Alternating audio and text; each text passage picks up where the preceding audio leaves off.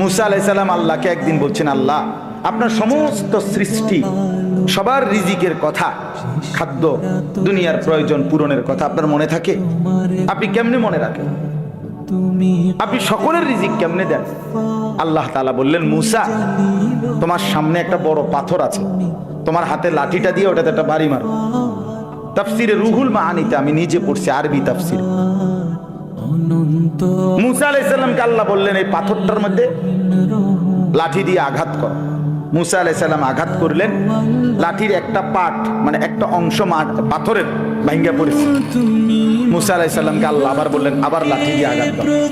আবার বাড়ি দিলেন, পাথরের একটা অংশ আবার ভাঙ্গা পড়েছে।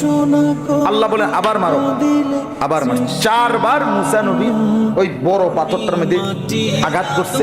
4 বারে মোটা মোটা 4টা টুকরা ভাঙ্গা ভাঙ্গা পড়ছে। এই 4র্থ বারের পরে এই 4টা মোটা মোটা টুকরার ভেতর থেকে